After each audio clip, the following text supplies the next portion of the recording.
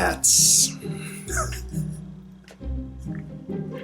I know I'm late to the party on Cats. It's been out for a week, and I'm sure there's a myriad of hot takes out there, and people either feigning disgust or feigning humor.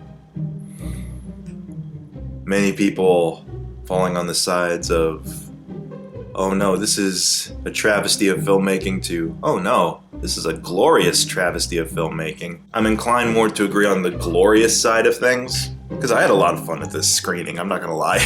Even though it was just me at the theater, which made me relax a little bit more than I have in a movie theater in a long time. Not having a crowd there that I'm unsure if I genuinely laugh at something absurd, they will take offense to as audience members, because maybe they're very much invested in the story and characters more so than I am.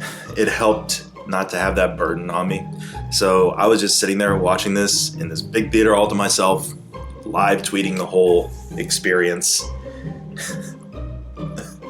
And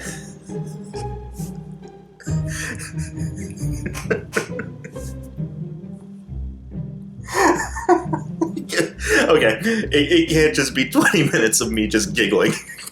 I will try to get some actual thoughts out here. Let me start with the pros.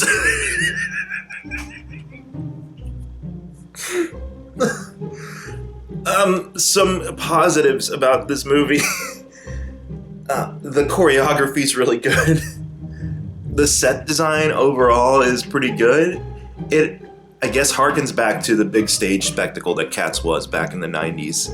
And if there's anything that this movie is trying for, it wants to bring back the 90s hardcore while high off of 80s cocaine. So the set design and the dancing is very well executed for the most part in this movie. The acting, for the most part, well, not for the most part. It's a grab bag of some highlighted performances. Ian McKellen, when he's not being forced to sing, is really good. Judi Dench, when she's not being forced to sing, is really good. Her entrance is boss, I'll give it that.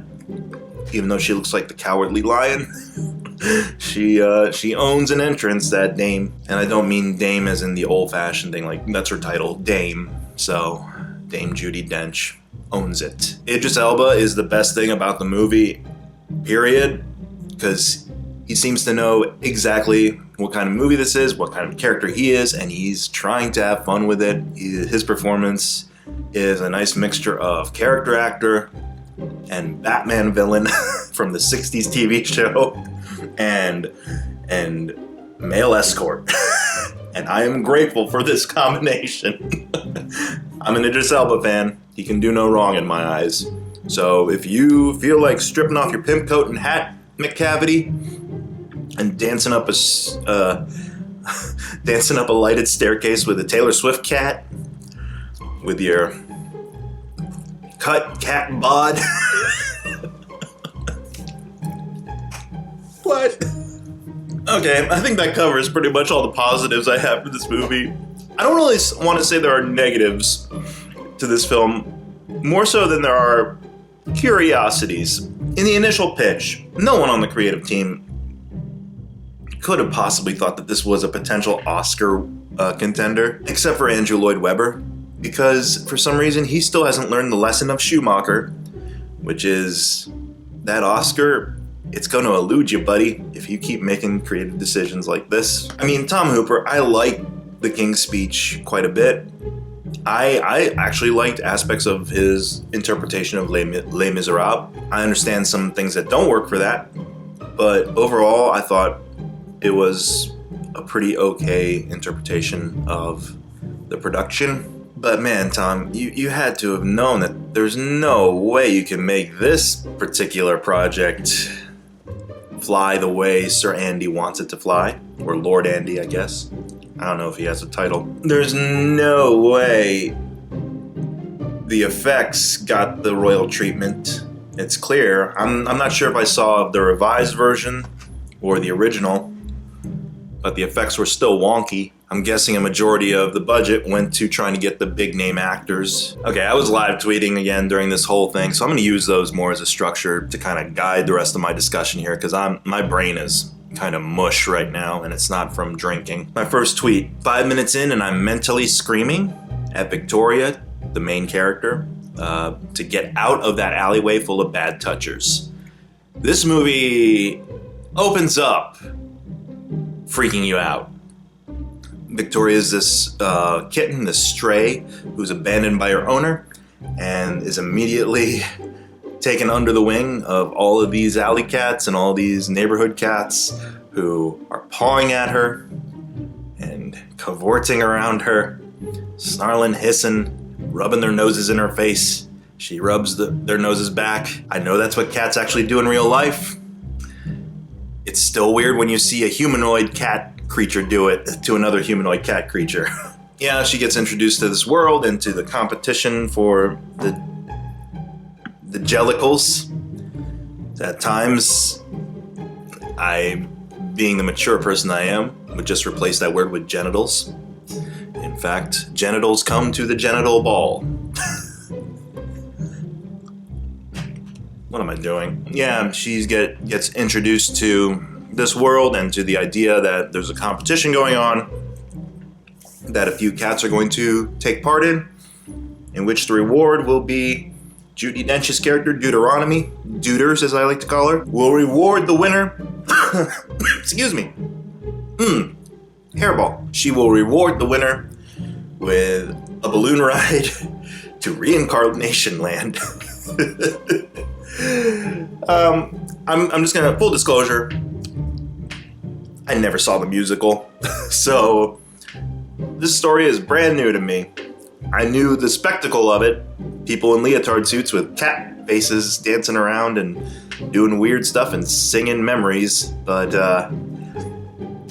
yeah, I did not know the actual plot of Cats. The production takes a very frightening turn in establishing that cats aren't the only animals with human faces in this world. You see mice, you see cockroaches, you see Cat Rebel Wilson eat humanoid cockroach.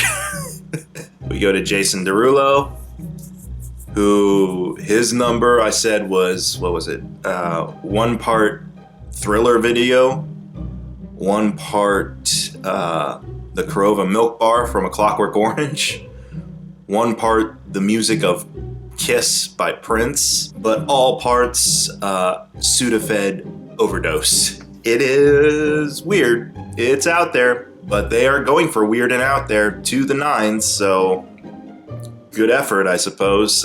There was 1 part I genuinely related to the characters, and that was when James Corden shows up. I'm not a James Corden fan, and apparently neither are 75% of these cats. They only mildly kind of tolerate his presence. I forget what his character's name is. Bosphorus Jumble or something like that.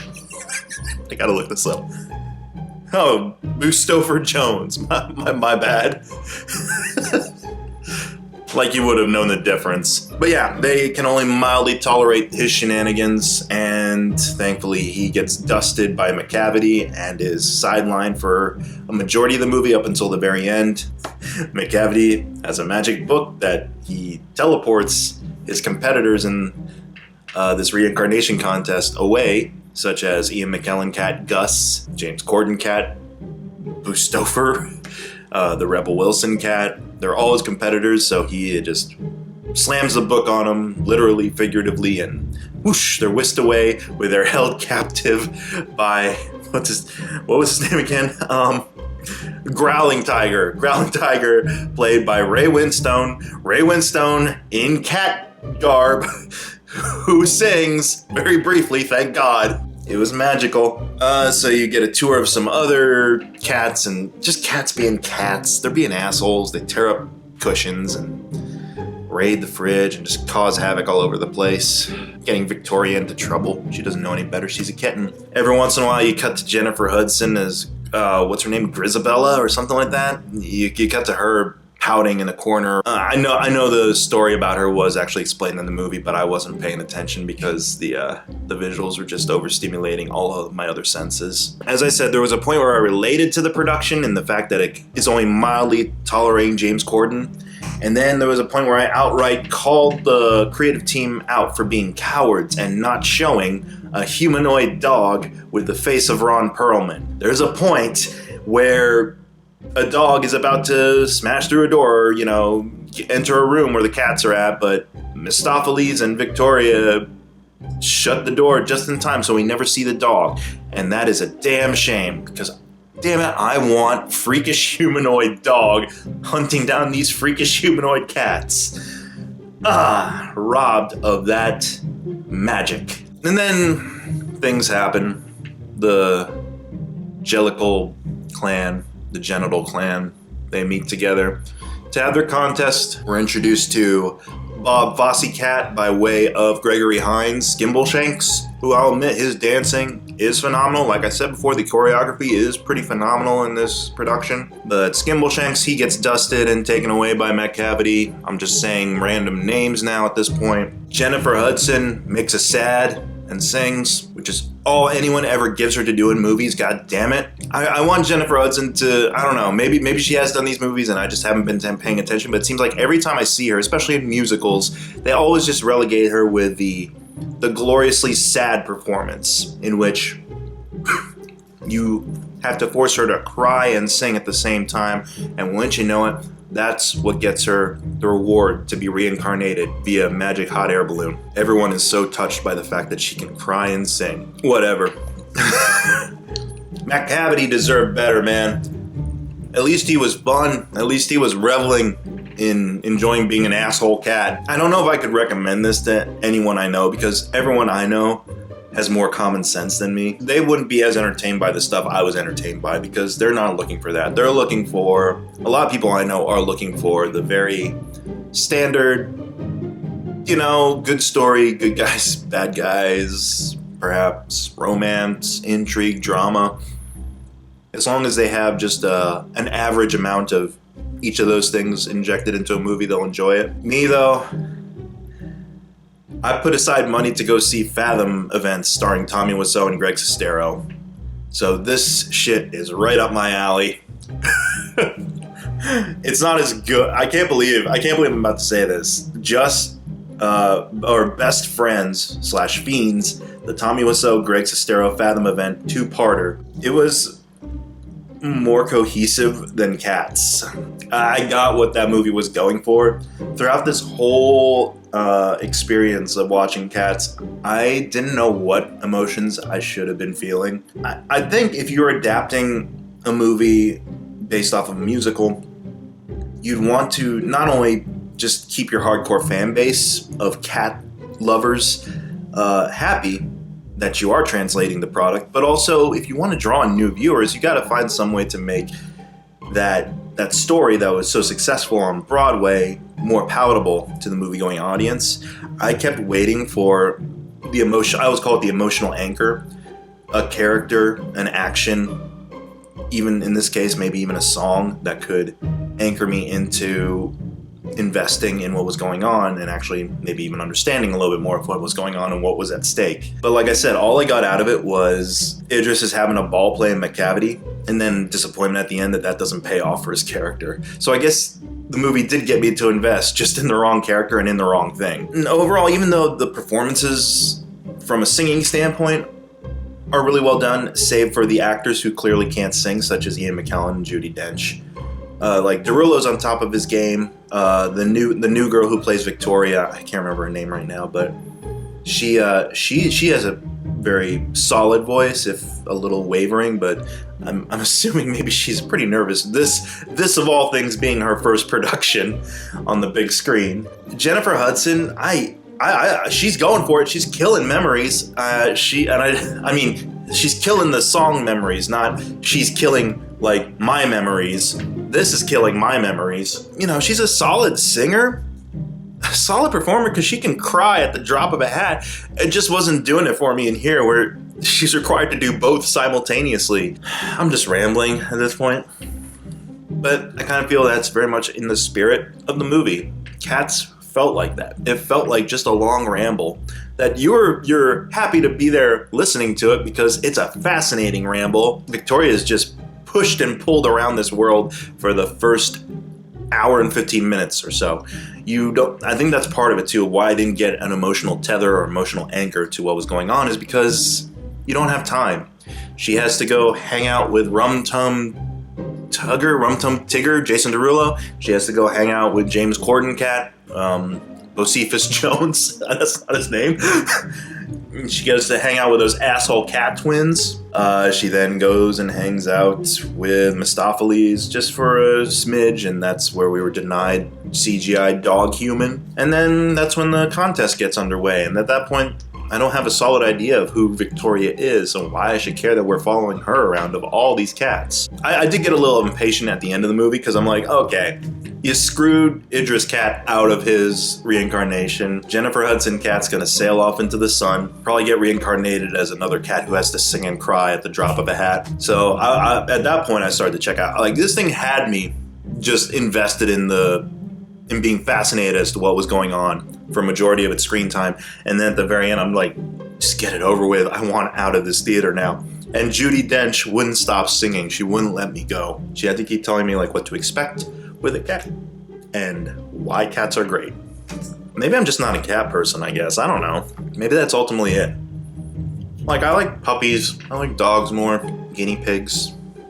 Hamsters. Even like parrots. God, could you imagine if there was a musical called Parrots? Everyone would be singing at the top of their godforsaken lungs. Weird CGI pompadour feathers and a human face. But they try to make the beak talk in conjunction with the human speech, which can't work because parrots don't have lips. There goes that memory. I got nothing else. I don't know if this video log is worth it or not. It's not the most organized, but like I said, I feel that's in the tone and spirit of the film I just saw. Is Cats the worst thing I've seen this year? No. Like I said, Loquisha. But it is a curiosity. If you're curious like a cat, I'd say give it a watch while it's still in theaters. I mean, if you're a die-hard fan of the musical, you've probably already seen it 10 times over. I really didn't know that many fans of Cats growing up, so they're out there though, I'm sure. Otherwise, yeah. It was something that caught my interest due to its grotesque marketing, and now that interest has been addressed. And I'm going to move on with what remains of 2019. Rawr.